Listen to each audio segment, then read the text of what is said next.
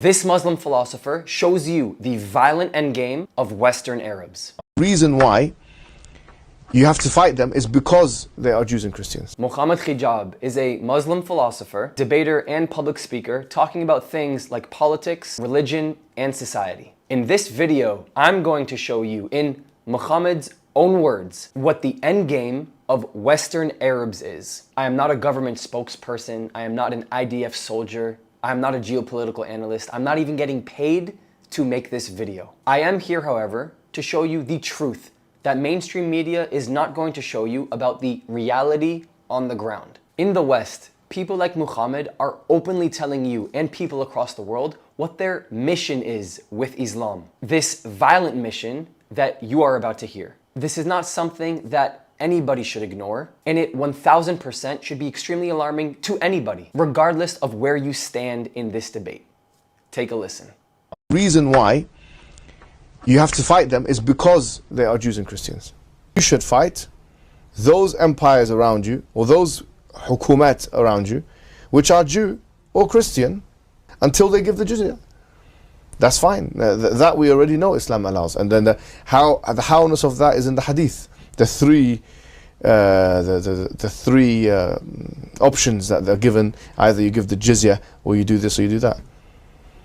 Yeah, we're not apologetic about that point. That is truth. I am not sure if you caught the word that he used when he said, quote, "You should fight them, Jews and Christians, until they give the jizya." The literal meaning of this word in Arabic translates to tribute in English. Jizya was a tax imposed on non-Muslim residents in claimed Muslim countries, mentioned in both the Quran and the Hadiths. The Hadiths are what most Muslims and mainstream schools of thought believe to be a record of the words, actions, and silent approvals of the Islamic prophet Muhammad. So the Hadiths are essentially what the Prophet Muhammad said and did. In the clip that I just played of Muhammad, he said, quote, "The reason you have to fight them is because they are Jews and Christians." Muhammad is openly saying that their purpose is to destroy your culture, the West, and then either force you to convert to Islam or make you pay taxes for choosing not to. He is openly saying this. He's proud to be saying this. Now he refers to the Quran and the Hadiths when he refers to the jizya, which means that he is essentially following his instructions from above, from Muhammad,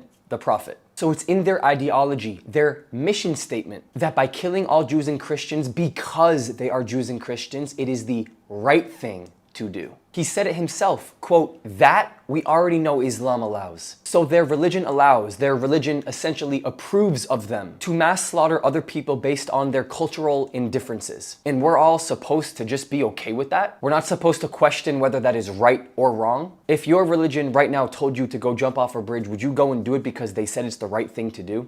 If your religion has to have an expansionist element,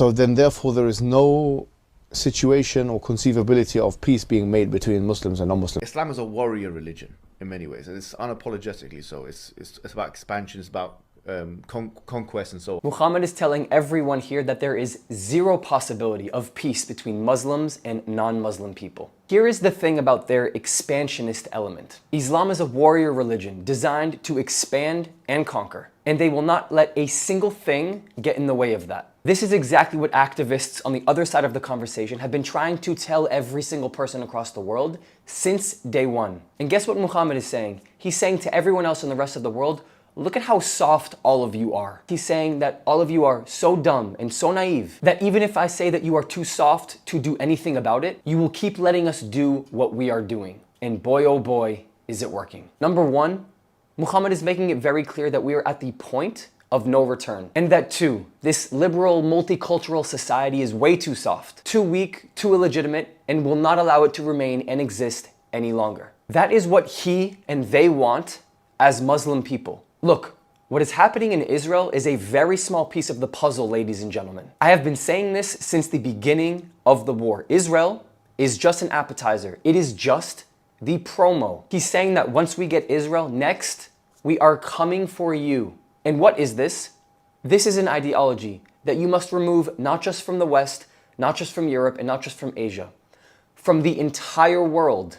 You think that Jewish people are white colonizers? Is that what you think? Yeah. Most Israelis come from Arabic countries where they were expelled. Talk about the Jewish Nakba. 800,000 Jews were expelled from Arabic countries when Israel was formed. But you don't know about that, do you? You don't. How about Rafah? Don't. How about the bombing of Rafah? Of course, Rafah. That's where our hostages are. That's where They Hamas just bombed is. Rafah. Do you want to put out 80% of a fire?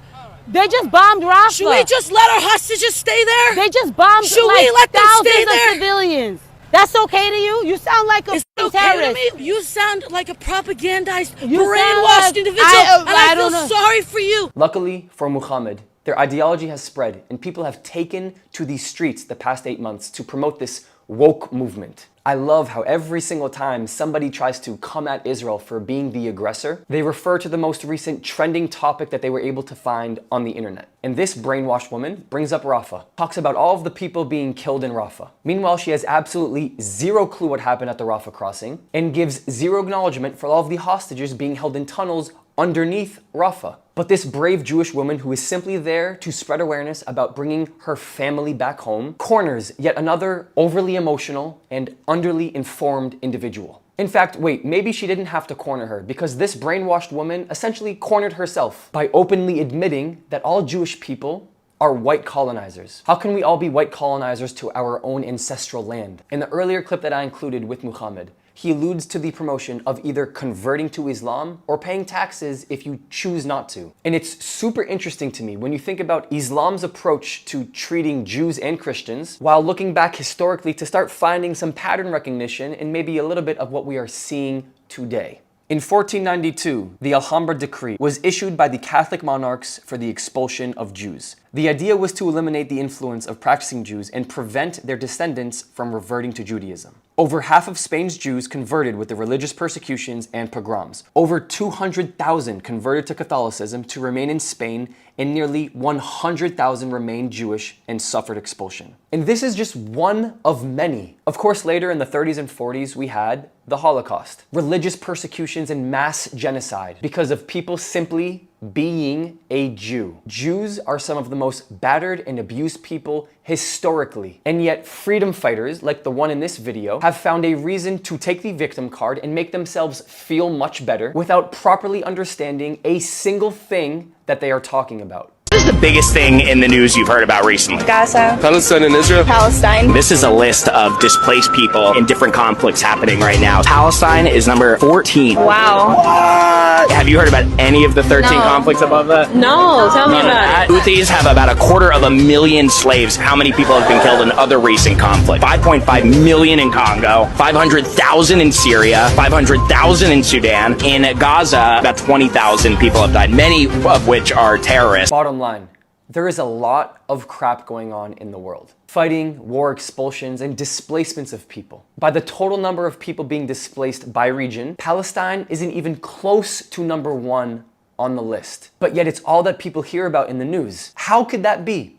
How is that possible? How are we being blindsided to all of the other massive atrocities and displacements happening globally? What about Sudan, Syria, the Democratic Republic of Congo, Colombia, Yemen, Afghanistan, Somalia, Ukraine, Ethiopia, and all of the rest? Zach, the one interviewing people in this video, he's not even using whataboutism here. Instead, he is pointing out that there are plenty of other bad things that are even worse than what is happening between Israel and Palestine. It's not to justify any genocide or any displacement, but it is to show you that even as a thinking person, you aren't even aware of any of them. Whether you are pro or against Israel or Palestine, why is it that in all of these other dozens of places across the world where people are getting slaughtered, deported, and displaced, that even a thinking person isn't aware of these events? Ask yourself, why are you not being told about them? But you know what?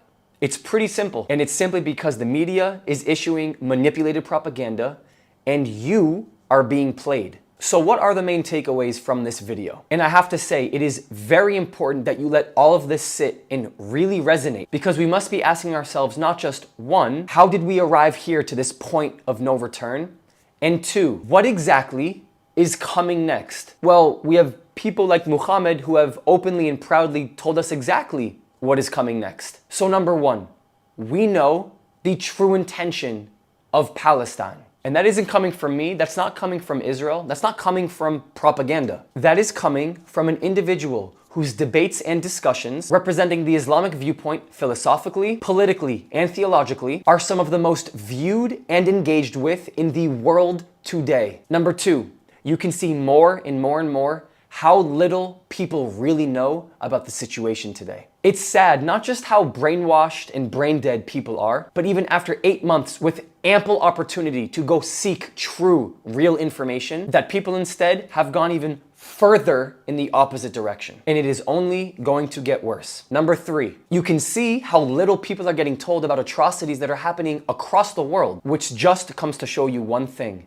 and that is how skewed things are in our society. It just cannot be that Palestine is listed number 14. I repeat, 1-4 on the list of places of the total amount of people displaced in a single region. And yet 1 through 13 do not even make any headline news. It can't be that larger, literally larger numbers of people are getting butchered and at war, worse wars, on much larger scales. And yet the only media that is being regurgitated is the media and propaganda and footage of Israel and Palestine. If you have ever asked for a transparent answer to the Palestinian cause and the mission, well, I just shared it for you. Actually, Muhammad did it himself. And if you ever asked yourself why so many people across the world are in line with him and his mission, well, all you have to do is just read between the lines to see how spineless people are without proper context or education. And while doing so, not even realizing that they are also supporting this violent mission